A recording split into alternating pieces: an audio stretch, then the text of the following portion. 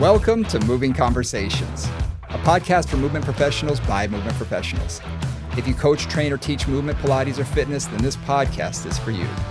With more than 60 years of experience in fitness and Pilates, your hosts, Brian Ritchie and Nora St. John, explore the science of human movement, diving deep into the facts, myths, and common misconceptions, hoping to spark thought and conversation about how we view fitness and movement. Now, let's jump into Moving Conversations. And welcome back to Moving Conversations. I'm Brian Ritchie. Joining me as always is Nora St. John. Morning, Nora. How you doing? Very well, Brian. We got a house guest here who's staying with us. He's from, he's actually Chinese, lived in America, moved back to China. So we've been spending a lot of time talking about fitness in China, and it's just been really interesting. So we've had some good discussions about just differences in how things are done and different perspectives on movement, and it's been really quite enjoyable. That's cross-cultural, really cool. Yeah, cross-cultural understandings of how the body moves. It's really interesting. It really is. Anybody who's taught abroad knows that every area you go to, you're going to be asked different questions. And you're going to really get a different sort of slice of life, especially dealing with the spine as much as I do. Going into Asia, their spine is a lot different than a Caucasian spine. So a lot of times they have questions that are different than what I would hear from an American audience or even a European audience. And so it's sort of, oh, that's an interesting question. And sometimes it's something that I haven't really thought that much about. So I'm like, well, let's think this through. And you have to sort of really put on your thinking cap, right there on the spot. Because it's thinking, wow, I hadn't thought of it in that way. Right. Also trends. Oh my gosh. You think our social media gets onto something, their social media. Oh my God. It's ridiculous. When it jumps onto a certain topic, everybody, and like a lot of people with social media here, it's the same thing. People start believing everything that they hear and read.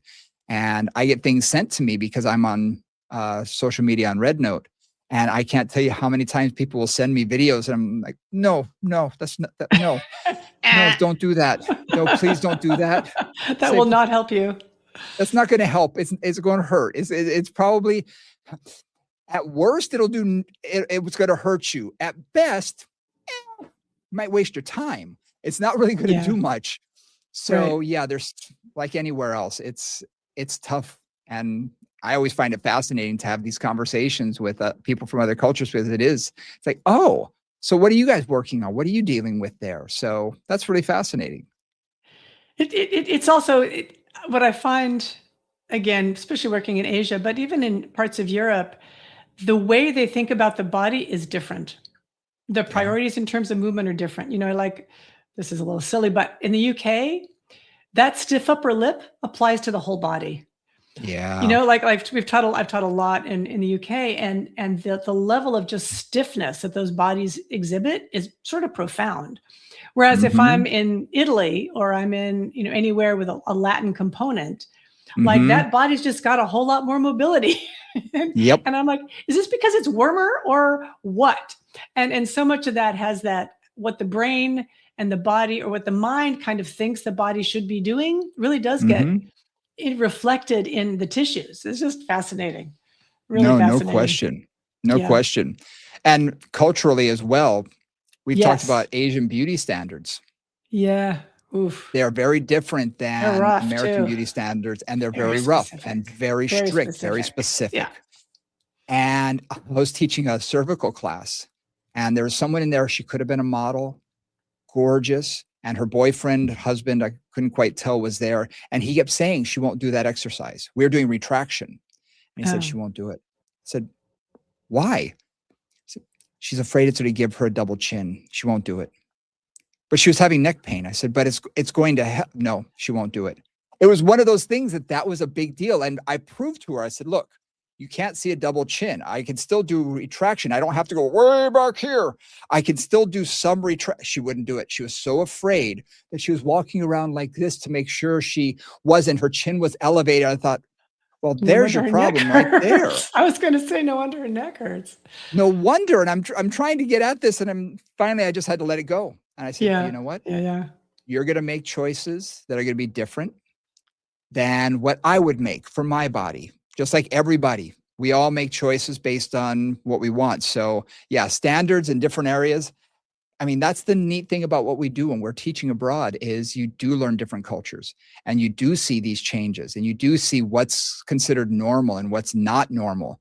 And sometimes when you hear things, you're horrified, but you can't really show it. You can't be sort of, oh my gosh, I can't believe that's barbaric. You can't say things like that to people. You can't say like, are you kidding? Like that's not an appropriate response. No, or it's what really were not. you thinking? These are not appropriate responses. No, right? no. They're not culturally sensitive and they're not really helpful either to just go like, what are you thinking? Exactly. Sometimes you just got to let it go and understand that they just have different interests and cultures than we do. Yeah, exactly. So, Brian, should we just carry on with this conversation or go on to the conversation we thought we were going to have? Well, let's go to the conversation we thought we were going to have. Okay. We talked last time about recovery, and mainly recovery after surgery, after injury, that sort of thing, because we get asked that a lot. You know, should you exercise? Should you not? How long should you rest?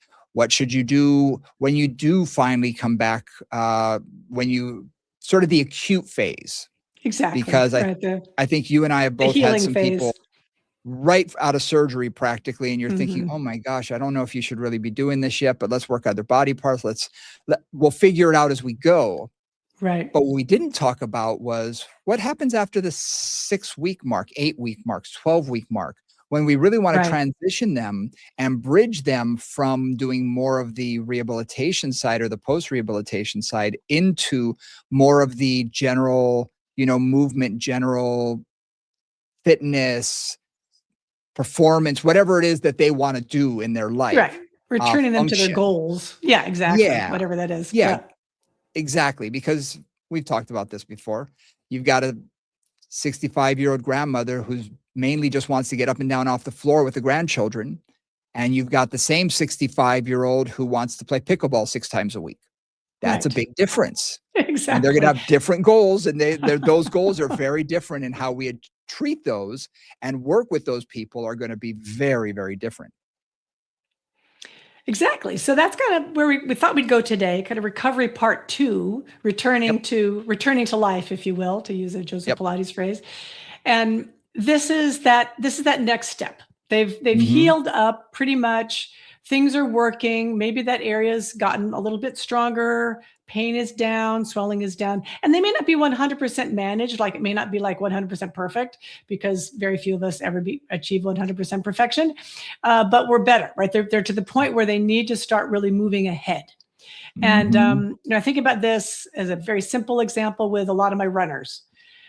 A lot of people are runners, and it's a very common activity of various kinds. And running is also one of the most common sources of injury. So runners have a really high injury rate, just statistically.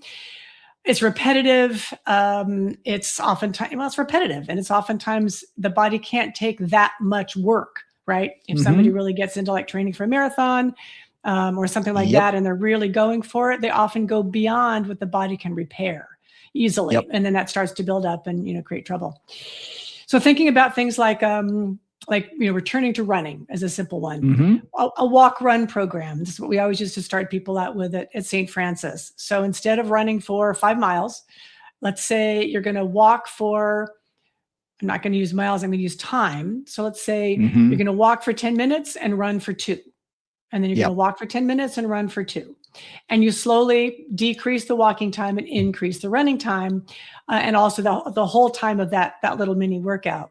So really letting the body, I would say our goal, which is, as we talked about last time, it's so easy to make clients comply, especially if they really want to get back to it right now. And it's going to take longer than they want. But basically trying to give them a very structured return to activity and being very specific about it, I think is really critical. So like, okay, this is what I've got to do. This is all you're going to do this week. And then you see how that goes. And then the next week you increase the running, you decrease the walking or whatever. And really helping them to move forward in a way that doesn't cause an inflammation, that doesn't cause them to re-injure anything. That's, I think, the critical thing about a lot of the recovery work that we want to do. And that is the critical thing. I think a lot of runners especially, but athletes in general, there's a different mindset. Yes. And I want to get back to where I was. I want to go do that. I want to do the thing, whatever it is. And if we're talking about running, I have a friend who, demon runner. When he was in his early 60s, he realized that his toe was starting to get major arthritis and it was hurting with every single stride. And so he thought, well, I still want to run. What can I do? So for him, it was, I want to put off surgery as long as possible because I know it's going to affect and I won't be able to run.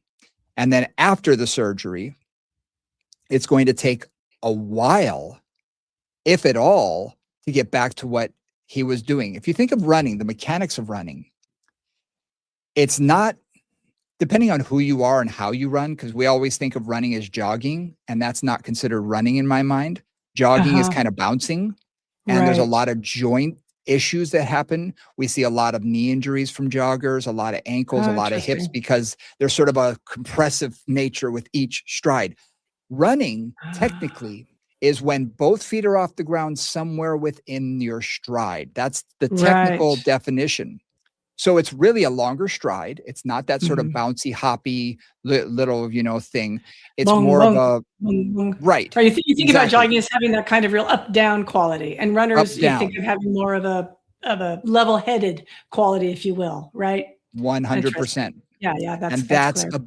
That's a big difference. And what I have found is a lot of runners and a lot of athletes in general, when they start to get injured, let's use hip and knee replacements and things like that, because that's something that we see, or a tendonitis or whatever that may require surgery down the road. Well, guess what? You find an injury, you start trying to avoid it. I'm saying this because I'm doing it right now because I've got a pretty severe limp going on and it's driving me crazy. And I keep reminding myself, quit limping, quit limping, quit limping. But when you're avoiding pain with each step, it's very unconscious. If they're still running, guess what? It's going to affect their mechanics. Yep. They're going to shorten up one side, lengthen the, there's going to be some issues. And that gets worse and worse and worse until they can no longer run. And who knows if they haven't been running for the last, let's say they had the surgery 12 weeks ago, but before that, how long were they really running at the pace and rate that they wanted to? Maybe it was 3, 4, 6 months, whatever it is. So it could be technically a lot longer. In their brain, it feels like it was yesterday. Like, oh, I ran all the way up until surgery. Did you really? Or did you cut back and had to wean yourself from it because of pain over a long period of time? So getting back to that is going to take a while, and they have to understand the process. It's not just the healing, but it's also getting your body back to where it was before. And before means before the compensation set in from the injury. Yes. Especially if somebody's had a surgery, that usually means there's a long, and we talked about this with hip replacements, I think there's a long buildup before that. Like, you don't have surgery tomorrow. You have surgery like 5 years down the road or whatever it is from hip pain. And in that meantime, you're kind of just lightly avoiding it, and then more extremely avoiding it, and changing your gait and changing your, all those tissues. So then once the surgery is done, presuming it's all successful and great, it's not just returning you to your previous pre-surgery form. It's trying to return you to a more optimum form, all the way back to wherever you were more balanced than you are now. Again, depending on what's possible after the surgery. So that's part of the thing too, right? Is how do we get from here to there? So how do we get not just from pre-surgical, or as you said, I was running up to the day I had surgery, but really getting to the point where you're even probably more balanced than you were, to try to decrease stress on whatever that injured side was.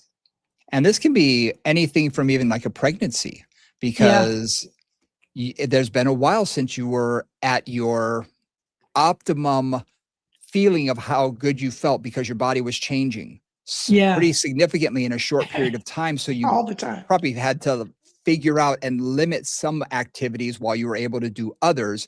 And some people, like my wife, put on bed rest. So for 6 months was not allowed to do a doggone thing. So there's some of that sort of thing too going on when it comes to something like a pregnancy. When it comes to an injury, it can take a long time beforehand, as we just said, before you actually have the surgery. And What do you do with someone when they do come back and they've gotten the green light and said, okay, you've finished physical therapy, and let's face it, how many times have you heard this from a client coming in? I just finished physical therapy. I can do anything I want.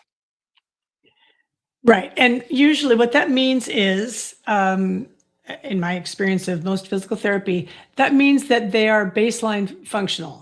They can walk, Exactly. They can get up and down from the floor potentially, if that's part of the deal. They can get up and down from a chair. It does not mean they're back in fighting trim, if you will, right? It doesn't necessarily like they can do anything, but doing it in a way that is optimum for them in terms of returning them to full function is a different story.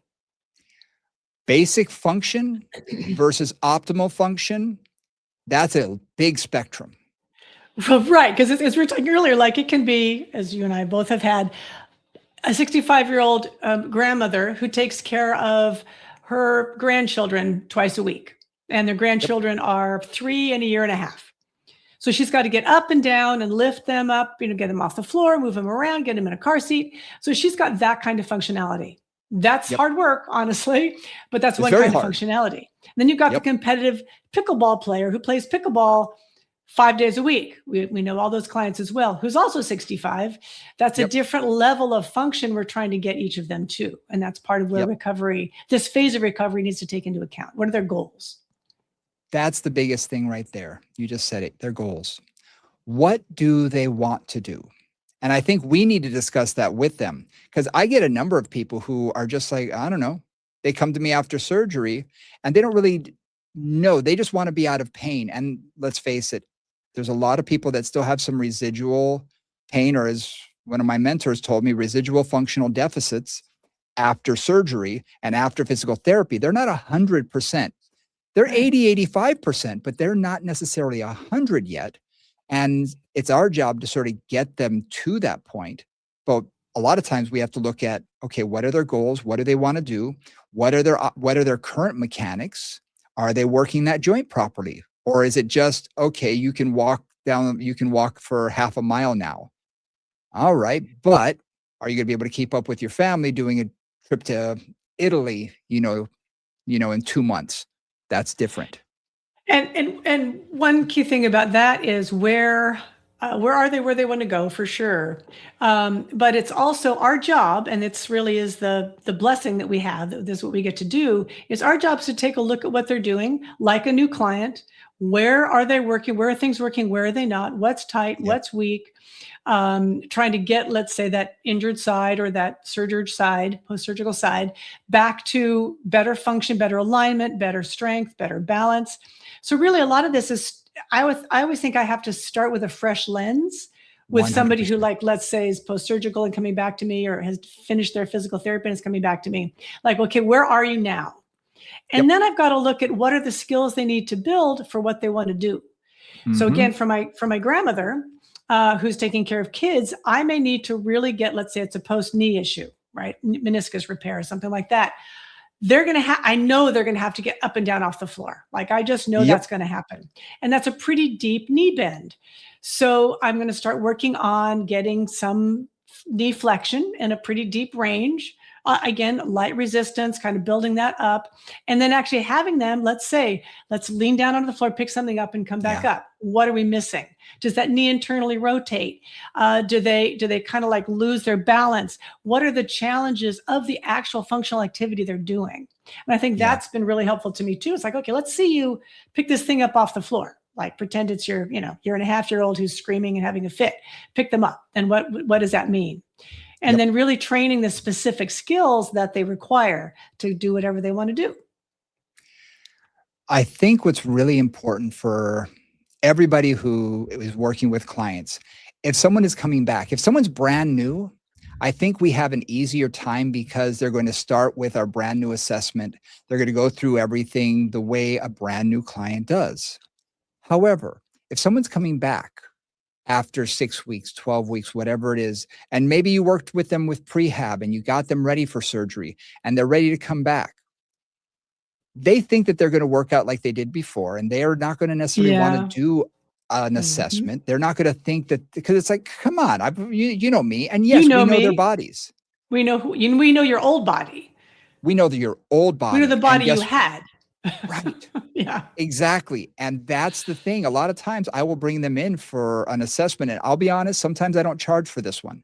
I'll say, why don't you just come in and let's just talk?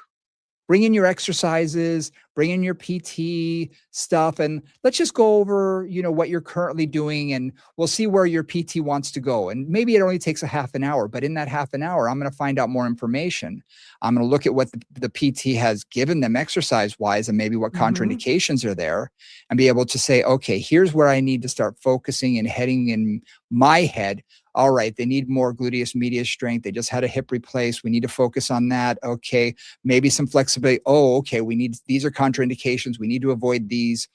So right there, my brain is starting to already focus on that. And it is an assessment, 100%. And then I might take them out on the floor and just get them to walk around, just see, how they move, watch them do a bridge, watch them do some general movement. And then be like, oh, okay. Here's where we're starting from. So really being able to assess and not necessarily putting them through a hard workout, which they may expect that first session, but something that's going to be easier, that's more, I hate to say it, but more for me than it is for them. Right. And we've talked about assessment a lot, but this is a classic time when you really want to get a new baseline. Absolutely. And I also say one of the challenges that I know I've had, and I'm sure you've had too, is when you know a client really well, in some ways you stop seeing things. You take some things for granted, Yep. And so it's also for me to go, okay, I have to reset my eye, and I have to reset again, I always think about the 2 or 3 key principles that I want to work on with this client, because it may really change quite a lot from the previous 5 or 6 years you've been working with them. You're focusing on some things. Now, suddenly you've got to change things. It's harder for you and it's harder for them to realize oh, this is going to be a whole different experience than the previous long period of time. One other thing I want to bring up there is, and I'm not sure if I've said this before, but if I'm working up to a client with a specific skill, I'm going back to that skill-basedness, I want to see what they actually do. And this is what I always remember. I had a client. She was, I think, in her 70s and had some hip issues, probably some hip arthritis, but turned out she was a Seventh-day Adventist or a Christian Scientist and didn't want to go to the doctor. I didn't realize for years. I was like, why aren't you going to get an x-ray? And finally she told me, this is like 2 years later, she told me, oh, I don't go to doctors. I'm like, great. That means I'm the doctor, which I'm not, but okay, we'll see what we can do. And she was playing tennis pretty regularly, like weekly tennis down at the club kind of thing. And so I'm picturing, and this was a wonderful lesson for me, I am picturing somebody playing tennis. What do you picture? Quick move side to side, chasing the ball, like I'm picturing a fairly active, fast moving person. So one time I decided, I really need to see what's happening, because I couldn't picture her playing tennis, honestly. So I said, well, bring your racket in, next time you come in, and let me just see a little bit. So she came in, and I swear, please don't take this the wrong way, anybody out there who plays tennis, it was like she was catching butterflies. It was like step, step, step, hit, step, step, step, hit. Like she was moving slowly, carefully, without there was not a lot of ballistic movement. There was not a lot of like explosive movement at all. Yep. And it was so like, oh, now I get it. Right. I finally understood, because I was just having a completely wrong image of what she was trying to do. Yep. And then, and it changed my way of programming. It's like, okay, well, if tennis is a priority for her, which it was, then I've got to get her moving faster. I've got to get her able to respond more quickly, and that will improve her tennis. But it wasn't until I made her do the actual activity that I could see it. So that's a recommendation for y'all. And it goes that way with everything. I have a golfer. I want to see him swing. Yeah. And I tell them, I'm not a swing expert. I understand the mechanics of it. I understand everything that goes into that swing besides the 10th of a second that it hits the ball. I can't forget it. Yeah. But I can spot patterns. I can spot what's going on and how your body's moving and how you're rotating and et cetera, et cetera. We can see all of that. But guess what? If I'm just generalizing someone, and saying, oh, they need to get back to golf. And they just had an ACL tear in their left knee, which they're going to be rotating on. It's like, oh, okay.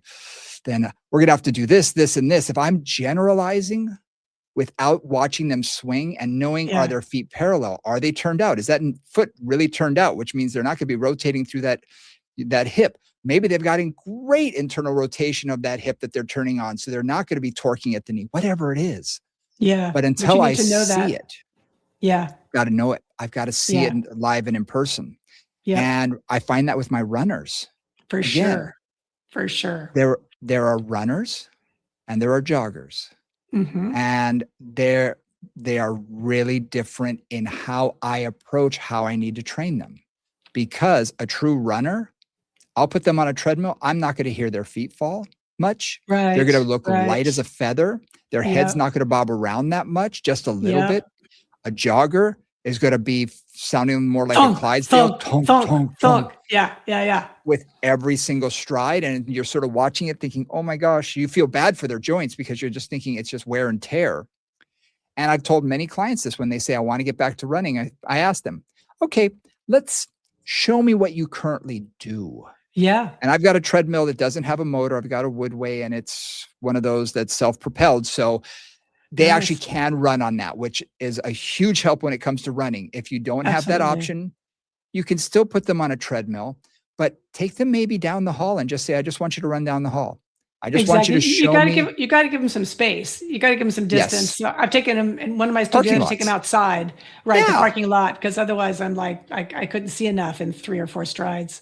Exactly. Yeah. They need some space. I've got a huge, long hallway here. I mean, it's the whole side of the building. We're the only people on this floor. I've got the whole length of the building, which is great for here. Before, I didn't have that. I took them out in the parking lot. And they'd say, oh, I'm not sure if I can. I said, trust me, you can run down this length, walk back. And if you get tired or if something hurts, stop, obviously. Don't push. Right. Tell me what's going on. Yeah. But you're going to be able to see, oh, wow. They are really favoring that side. They're circumducting that hip like crazy. Okay, you are nowhere near ready to start doing this again. Or, oh, you're a jogger. They hate that word. They think they're a runner. They hate the term jogging, but you're watching them and you're thinking, oh, look at all that bouncing. Okay, yeah. So then you have to ask yourself, is it worth trying to reteach them how to run properly? Which it might be. Yep. Which it might be if they've just had... If they tell you, oh, I've got cartilage damage in my knees, et cetera, then maybe that will help because it dissipates more energy as they're running, possibly. But if they're in their 50s, they've been running this way forever. It's hard to teach an old dog new tricks sometimes. So it may not be that easy. But I do need to look at it and say, okay, if this is what I'm going to see and this is what you want to do, then I've got to prepare you for that. And we've got to get you ready to do this. And here's what I see, and here's where we need to go. So it is an assessment. It 100% is taking a look at what they need in that moment to get them to that next step. And I think that was a great way of thinking about running. All those pieces that you brought in is exactly, where you need to start. You need to look at it, see what their stride is, identify any things that are wacky, try to correct those, and also just see if, when you first look at that, how they're running now is going to cause them more trouble, right? Or do they feel like it's good enough for them to be able to actually start doing that on a more repetitive basis, and then you kind of justify, like, that's where my walk run would be based on whatever I see there. Like, okay, you're getting there, but you've got to focus on these things. And that's why I want you to do it for 2 minutes and focus on this, really getting through that right foot, or really pushing off that right leg, or keeping that knee driving forward, or whatever it is. And just do that for 2 minutes, because that's about as much as anybody can concentrate on anything. And then, go back to walking and then working that up. I also want to talk about same kind of process of somebody who has a back problem. Okay. So that's kind of looking at knees, hips, ankles, feet a little bit.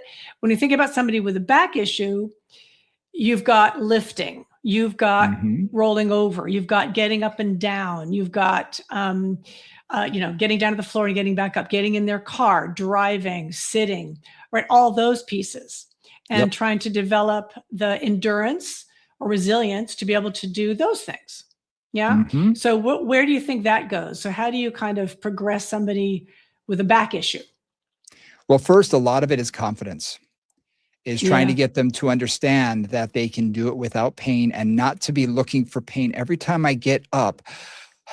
Am I going to hurt? Is it going to hurt? Yeah. That's something that definitely can work to their disadvantage if they're always looking for the pain. I'm going to put any core injury into this category because for me, I had multiple abdominal surgeries. So guess what? I couldn't use my core for a while. I had a client this year who had major issues with ovarian cysts, the size of, we're talking grapefruits, not grapes. And so she had open abdominal surgery. So these are major, just like a back surgery would be, or a back injury. So you really have to post-pregnancy, to put that in there too, post-pregnancy, where everything has been like blown out for a bit. Yeah.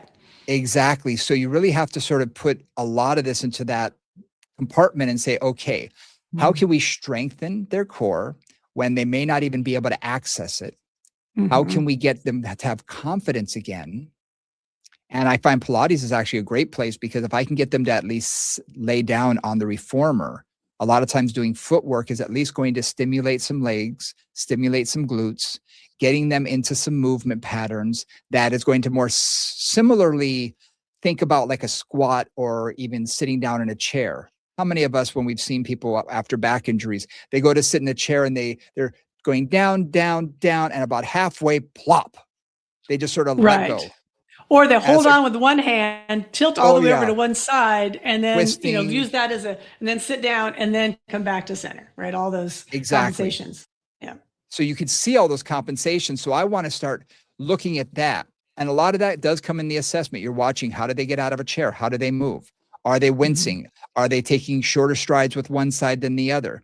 And sometimes doing something as simple as footwork or I've got a high-low table, so I can raise that table about almost 4 feet off the ground. So I can take it at any height I want. So I can say, okay, sit here, and I'll take them till they're almost standing up. And I'll say, okay, we're going to do stand up and sit downs from here. And and you can usually see them say, come on. And they'll do some, and I'll press the button and go down an inch or two until I find that level where they're like, oh, okay. You can see the change in them because they're not laughing. They're not huffing and puffing, but they're definitely, I got to focus now. And then I say, okay, so this is where we need to start. Maybe it's a high bed, maybe whatever it is, but I can say, okay, we're going to do 20 of these. Like I say, the reformer footwork is fantastic because I can limit their range of motion, or I can really focus on a larger range of motion for deep hip flexion and knee flexion, lighten the springs so they're not having to really work that hard, but introduce it in a way that's safe, that they're going to get confidence and think, oh, I can do this. Yeah, this doesn't hurt at all. Right on. So now they have confidence in the movement. And then when you want to graduate them to doing standing up and sitting down out of a chair, you're like, it's the same thing as a reformer. They go, oh, I guess it is. So that confidence can come back as well from that. So sometimes I think working on getting that confidence level is really important. And I love that. I love the idea that you have this table because that's really awesome. For those of us in a Pilates environment, don't usually have that, but you might have a 24-inch trap table. You might have the foot bar, and you might have a reformer, a 14-inch reformer. And so I use that as my touch and goes. I call them just touch and goes, like sit your butt down, stand yourself up, sit your butt down, stand yourself up, 24-inch table. And then I'll have the foot bar high up and have them do it just like up and down on the foot bar, and then all the way down on the reformer, which is more like going down onto a chair. The chair also works good because the chair is sort of that in between. I mean, you're right. You can find different heights, and even what works great, office chairs. Yeah, exactly. Because they're often adjustable height-wise. They're adjustable. You can take it up pretty high. You can also get them a little lower each time. So you can start lowering it a little bit. So they'll be like, oh, that feels lower than it was last time. I'll say, hey, you noticed. Sure is. Why, yes, it is. Yes. Yeah. Yes. The only thing I'm going to say, if you're using an office chair, put it against the wall because wheels are there. Some people have a tendency to push out as they sit down, and it may slide and may scare them a little bit. So just put it against the wall. Be safe. Safety comes first all the time. But varying that height really can help. And I find sometimes with the back, you need to get them to focus on other things besides just their core and their back, especially if they've been through physical therapy, because they've learned how to brace. Their focus is always on their back and their core and all of that. sometimes it's good to just get them to think about something else and say, okay, we're going to focus on your legs, because let's face it, legs are the next important for any back injury. You got to get the glutes, hamstrings, quads firing, like, very strong. Yes, absolutely. Over time. So guess what? I try and think about doing that without having them necessarily put so much focus on think about your core and hold it tight all the time, because that's not realistic. Right. But if they can get that and get the movement going, then you can get them, okay, we're going to, and sometimes I fool them and I'll set the table up and I'll say, I want you to sit down here for a second. I'll walk over there and I'll say, come over here. And so they have to stand up, and then I'll have them sit somewhere else. I'll say, oh no, I changed my mind. Let's go over here. And I'll get them to move. Just stand up and sit down in different positions but they're not thinking about it. It doesn't become an exercise as much as I'm just varying heights and getting them to move in different patterns, in different ways that are more normal, everyday Regular movements. life. Because how many of us, every time we try and do something, have our feet perfectly set and do everything perfect? None of us. So guess what? By doing that and saying, oh, let's do it over here. Let's do it over here. Let's try this. Let's try that. Can really sort of mess with that a little bit and get the variety that their body's going to need for real life. And the other piece about that is looking at the lower body into the upper body, right? Because the core, when the core is problematic, there's some core work to be done, but it has to be done in conjunction with the lower body. And then I would add in with the upper body. 100%. Because then the other thing that gets tricky is picking things up. Yep. Right. Is kind of like leaning over, picking something up off the floor or off a table and lifting it up. And that's also something that then we train the lower body. Lower body is usually easy, and that usually really creates a lot of strength and resilience pretty quickly, because you can usually keep.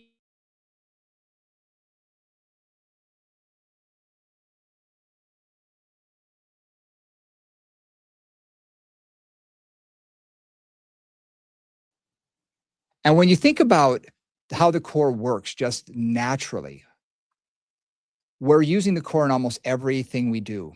So introducing the upper body is so important because, like you said, great example is good friends of ours, the brother of a good friend had back surgery. They had just had a child. Oh, God. Literally just had a child. He had some major, you would not want to look at his MRI, major spinal fusion, like 3-level spinal fusion. He was a whole clamshell around his whole torso. Oof. And their child was under 6 months of age. So guess what? He had to figure out really fast how to strengthen his core so he could pick the child up.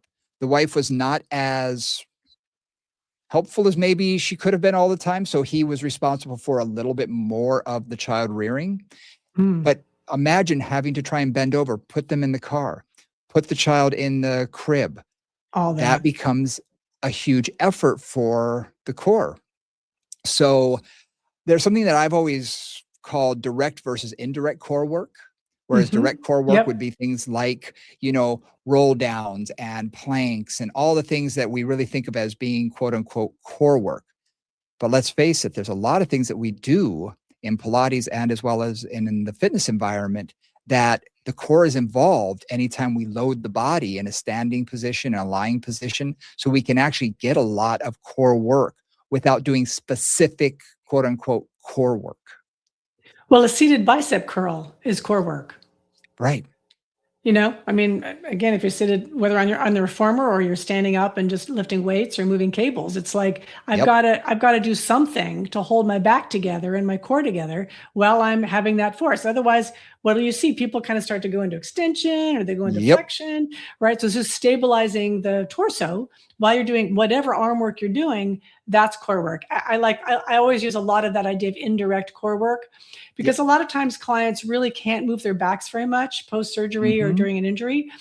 So how can I get that core firing intrinsically and often isometrically by just adding those forces through the upper body or the lower body and not actually having to move the spine? That's a critical thing for so many injuries.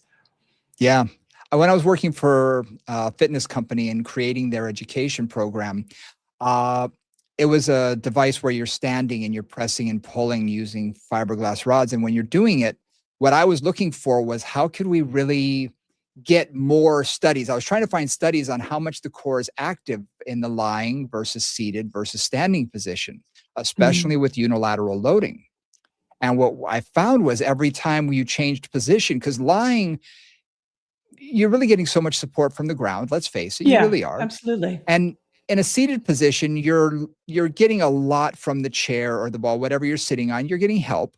But as soon as you get into a full standing position, and especially unilaterally loaded, if you're using a rod or if you're using a cable or a band or whatever, or a spring, in whatever one it hand, is. or a spring Yeah. with just one side, your core has to engage, because as soon as you go to press or pull or move, suddenly your core has to be stimulated because it wants to twist or turn you in some way, shape, or form. Even lying down on the the trap table with doing one arm of just simple pull down with the spring with one arm versus with two. You do one and suddenly the client's like, that's almost too heavy. Whereas two arms, oh, that was easy with the same resistance. One arm, suddenly your whole body wants to twist and wants to turn and wants to sort of conform and compensate in a way that's your body's going to try and figure out, oh, how do I stabilize without having to think about it? So you start them off light and you start using that. And doing more of that indirect work really can provide them with a lot of core stimulation without necessarily doing that core work. Right, that spinal mobility work, based core work, right? Yeah, and that's just so critical. And I always think about that. I know good example that you just had for my clients who, let's say, are very sensitive in their back. Start them supine on the trap table with basic arm work. Yep. And then maybe we go to seated, not necessarily on the reformer, because the reformer does have that movement, right? Yes. Which creates more instability. So that would be a step up. But maybe they're just seated and pulling on the springs. And then maybe we go to standing. I absolutely love, and this is something that I've really, brought a lot extra into the Pilates environment, all the standing work you can do with the springs from the upper body, because that loads the whole thing. You've got to organize all the body parts from the feet up all the way through the head. And you can work on, we call anti-rotation work, which is another way to do core work. And and that's also where you can work unilaterally, which is, I'm not sure I've said this enough, because I'm sure I've said this a lot, but when I'm trying to really do corrective stuff, I've got to work unilaterally. 100%. If you work both sides all the time, bilaterally symmetrically, that dominant side just stays dominant and you can't get the activation into the less active side. It just doesn't go. And especially with like low back stuff or that kind of thing, I want to get balance through the core as best I can. So working on any kind of supported upper body work, and then maybe seated upper body work, and then maybe standing upper body work.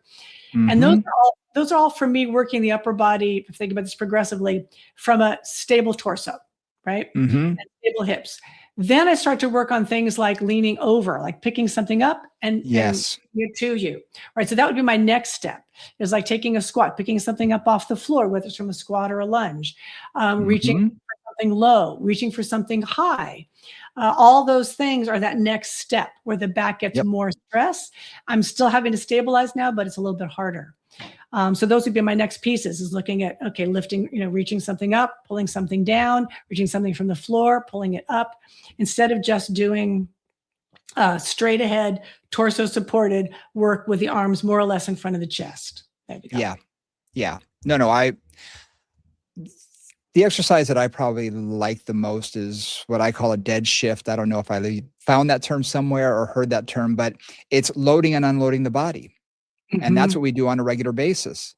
So I will take a foam roller to start with. How much does one of those black foam rollers? They weigh almost nothing, and they're lighter than, the softer foam rollers. And I'll put it upright and I'll say, okay, take a step and pick that up, or squat and pick that up, and then walk over here and put it down over there, or turn a little bit, pick it up, and then move it over to the other side and put it down. Small things, and it doesn't weigh anything. What does it weigh? Half a pound, maybe? Nothing, really nothing. Yeah. Really nothing. But by doing something that simple, it's retraining the body on how to do that, because let's face it, you're going to have to get groceries. You're going to have to get your purse out of the car. You're going to put your backpack in the back seat, and you're going to have to reach across a seat and pull it towards you. There's a lot of things that we do on a daily basis that we do unconsciously that we're really not focused on. I need to keep everything tight, and you don't want to be. That's not a way to live. You want your body just to respond. Right. And to be able to respond unconsciously, right? Unconscious competence, kind of what we're aiming for. Yeah. And I think of your example earlier of the dynamic of a young child, right, in your arms. Like that's a weight. It may be 12 pounds as a little guy. It may be 4 pounds as a really little guy. It may be 18 pounds. That's actually significant. Yep. And it's not a dead load. Like if you're lifting up 18 pounds, that's one thing. If you're lifting up 18 pounds, it's having a fit, right? And it's like squirming and stuff. That's a profoundly dynamic load. And I think about, I know you do some work with a Viper, right? Yep. Which is like a dynamic load, right? Because the things can shift, weight shifts from side to side inside the Viper. And that kind of like building up to those dynamic loads would be a next step, right? So supported, stable, getting a little bit more up into standing, and then adding sort of up and down, and then adding some of those shifts, right? Flexing the hips, lifting something up, moving it over there, rotating, putting it down to the right, picking it up and putting it down to the left, all those things. And this is also where, just to point this out, this is where I love the combination of Pilates and personal training, right? Because you can't do a lot of those things directly in Pilates, but they're really, really valuable. And so these are things I've incorporated into like the last 5 to 10 minutes of a session when I'm working with somebody who really needs these functional skills and drills. Is okay, we've got all this stuff going. This works great. You look wonderful on the reformer. Let's get up and do these. And that's where I see that the translation of all the work we do in Pilates into functional movement. It's really super exciting and super fun, actually, too. Another way to get live load is with water. Yeah. And I say this because I was in, where was I? Germany at FIBO, huge conference. And I found this company that had basically what looked like a Viper, but it was filled with water. Yeah. But it was only partially filled with water, just a little bit. Yes. So by lifting it and moving it in space and turning it over, suddenly you had to adjust that load as it sloshed inside. And they had a ball and they had a long tube, and I immediately bought both and I used it for a while. And then an American company came out with one called the Surge, which they made like a kettlebell with water as well as, or a large one. And they also had something that looked a lot like a Viper. And that was filled with water. And again, you don't want a lot. You want maybe a kilogram, because too much water actually makes it almost easier. The more full it is, the easier it is, because it's not sloshing as much.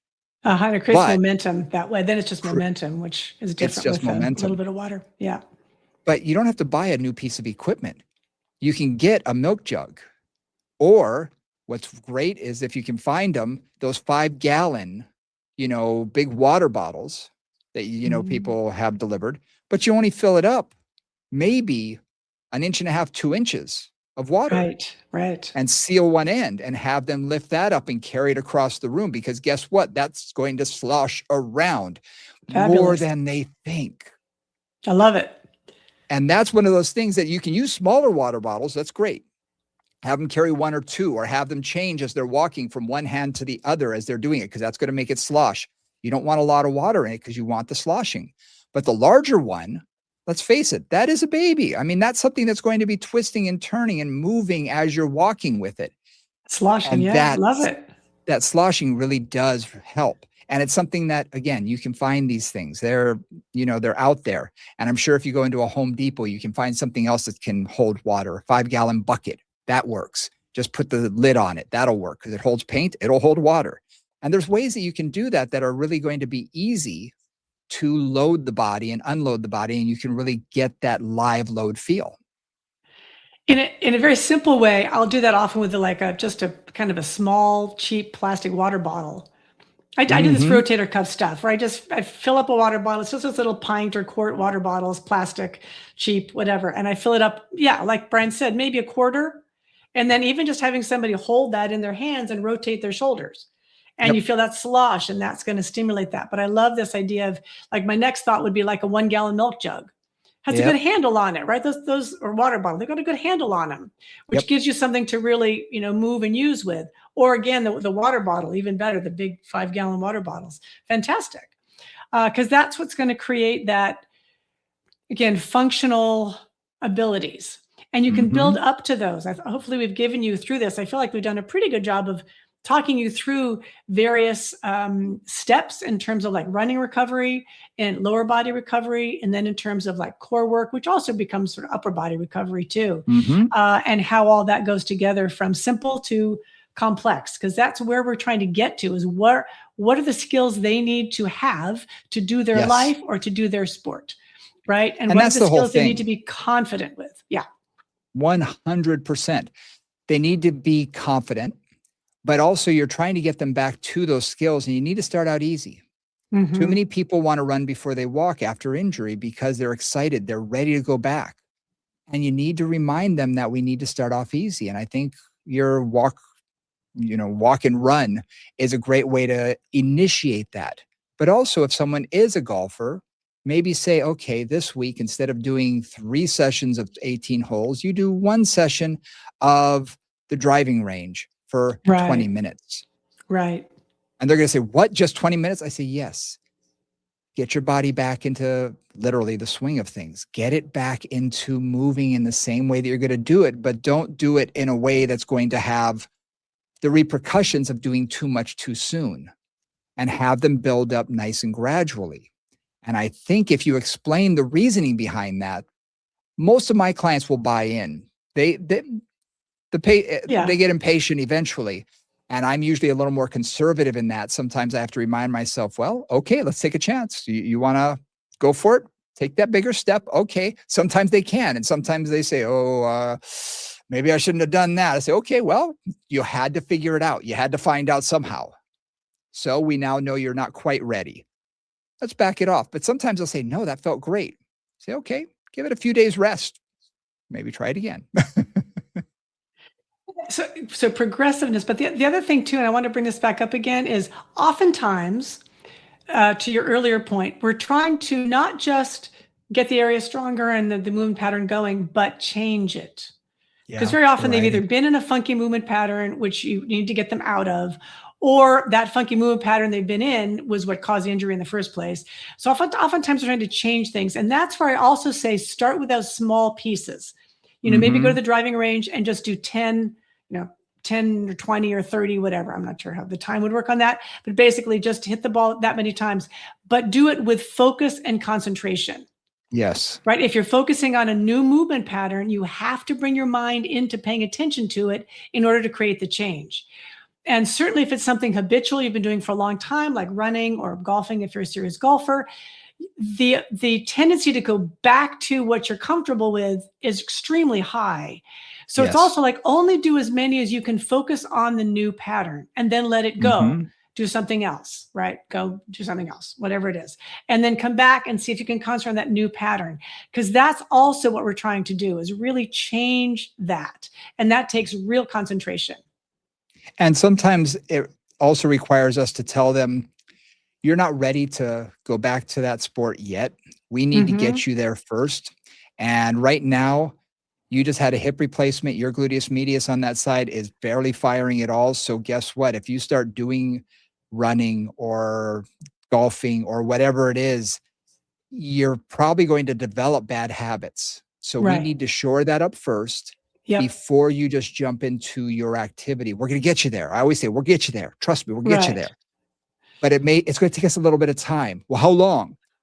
It takes what it takes. And I say, could be 6 weeks, could be 6 months. Everybody's body's different. I don't know. But we're going to figure it out together. Make it collaborative. And I say, the harder you work, the faster it'll be. And then that usually gets them, I say, so here's your homework. Let's do this. They do it. Yes. They want to get back. And that comes, exactly. So that assessment part of it is really important, to see where are they missing it, seeing them do what they want to do. What do they need to strengthen? Saying, okay, we need to focus on this, this, and this. Planning the program specifically for that. For that. And then eventually gradually getting them to the point where maybe in front of you, I have different golf clubs or half clubs because we don't have a huge tall ceiling. And I'll say, just swing for me gently, go through the range of motion. Okay. And I'll see, are they ready? Remember, it's a ballistic movement and they're not thinking about it. So Now they're moving very gingerly. They're moving with caution. I say, see, this isn't the same as hitting a ball. And a lot of times they'll say, ooh, you're right. I say, so we start here. Same with pickleball, same with any activity, same with running, because they're going to try and do it and think, ooh, that didn't feel normal. You're not ready yet. It's okay. We'll get you there. Give it a few more weeks. Let's figure this out together. And I find that when you do that and make them part of it, it really can make a huge difference. Gives them some responsibility in it. It gives them responsibility. It also helps them. Like, one of the things I often say, and especially with my athletes of whatever kind, because so often they go back too soon and they re-injure. Yeah. So then, I've had more than one athlete or dancer in the cycle of, I got a knee problem, for example, right? I take care of it. I manage it for a little bit. Maybe I get some PT or whatever I do. Then I go back right into full whatever. And then I injure it again. And then I go back into it and I injure it again. And they end up in this real cycle of injury, recovery, going back too soon, injury, recovery, going back too soon. Yep. But again, it's like pulling the reins back on a horse that really wants to run a lot faster than you want it to run, because you're saying, if you want to actually be able to do what you're doing for a long period of time, and you want to actually get back to this and then have enough time in it to get good again or to improve your skills, you have to stay healthy. And to stay healthy, we have to get you back to the point where your body can tolerate this amount of activity, because that's what's going to actually serve you in the long run. Nobody likes to think long term, but I've also had that conversation of, let's just see if we can really get you out of this cycle of injury, recovery, injury, right? Let's just get you out of that. And that takes some discipline. Oh, no question. No question. And that's the biggest part, is that discipline of not wanting to do too much too soon, because we all have that. Told you it's happened with me constantly. I go back to the gym and I want to go for it. Sometimes it's okay. And I'm going to give everybody a piece of what I term advice that I use with all of my clients. Start easy, do more repetitions with a much lighter resistance load than what you were doing. Yes. Get them back into doing the exercise properly. Because if you try and do something that's too difficult too soon, body weight squats may be too difficult. If you try and put a bar on their back, forget about it. It's not going to happen. But if you start them with what they can do and move them up. For me, when I go back, I'm already thinking, okay, I'm going to start with like 20 repetitions of a quarter of the weight that I was doing. And just get back into the motion, get back into getting my muscle to have great circulation again, getting my body to feel what it's like to do those activities again. The resistance will come. The muscle's going to have that memory, but I don't want to necessarily overload it too fast, too soon, because it will just lead you back down that injury road. And we don't want to do that. Absolutely. Exactly. Well, I think we covered a lot of practical things, as well as some little bit of case study of some things that we've done with our people in the past. And I think it's great for us to also readdress the assessment aspect and remind people that, hey, they're coming back. You really should do an assessment and not just sort of jump back into what's comfortable and what they're comfortable with. And then how to progress and really take that progression seriously. And like you said, pull back on the reins when they need it. Yep. And sometimes you got to push them too, right? Sometimes it's pull back. Sometimes it's like, you can do more. Yes, you can. Yes, you can. Always that push me, pull you, that whole thing. Yeah. Absolutely. Well, thank you guys very much for joining us again. Do us a favor, hit the like and subscribe button, and please repost when you see us on Instagram on Moving Combos. If you see us, hit that like button, put a comment in, repost. We really appreciate it. It really helps us out, and it keeps us going, and also lets us know what you guys are interested in. So if you want to reach out to us, do it through email. movingcombos@gmail.com is the best way. You can also see us on YouTube with our shorts, as well as the live form under my name, Brian Ritchie. And until next week, for Nora St. John, I'm Brian Ritchie. We'll see you then. Bye, guys.